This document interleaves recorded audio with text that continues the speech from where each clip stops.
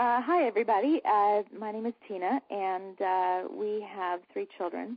Our last child is Madison. She has Down syndrome, and she is an extraordinarily gifted child academically and in ability. She actually shocks people at how high-functioning she is.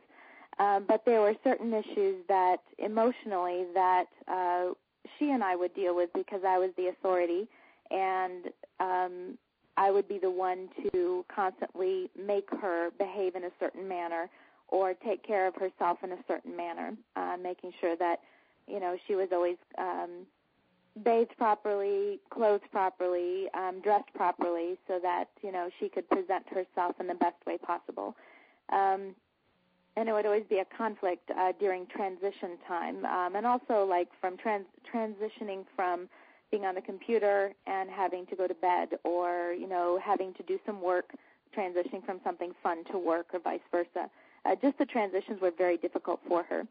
And as she grew older, her vocal responses became more harsh, and I've noticed that we had to really deal with just trying to help her understand how to deal with her emotion.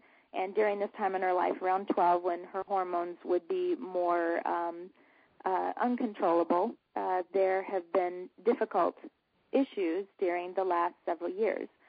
But we noticed for the first week, we noticed that there were a little bit of change. So it was like, well, surely not bad. That she's just having a good day.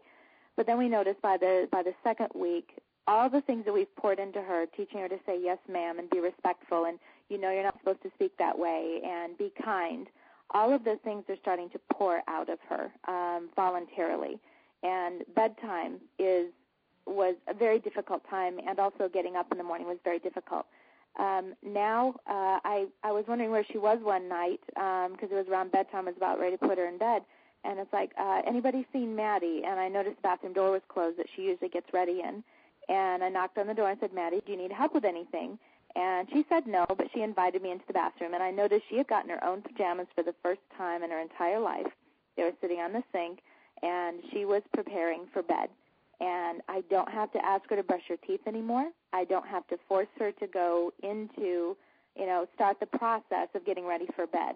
And during the day when I ask her, Maddie, would you please stop the computer and come do some work, she will say, yes, ma'am, instead of the transition fight that we usually have to go through. And I would always have to win because I have to make sure that she is being respectful and doing the right thing, and I can't let that go at any time because I wanted to make sure that her life would be good.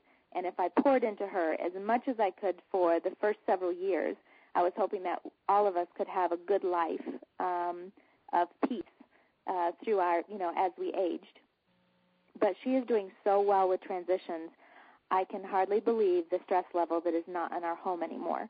And I am so excited to see what's going to happen in the next 6 months.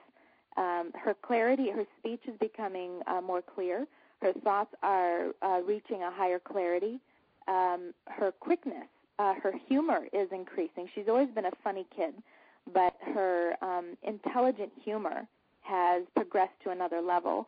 Her fluid thought, her continuous thought have increased, and we are absolutely amazed at how it's doing. So we are excited to see what's going to be happening, and we're excited to see what other children will be doing. We've kind of used Maddie as a little bit of an experiment to see, before we mention it to other families with children with challenges, but we are so excited to see what it's done for Maddie.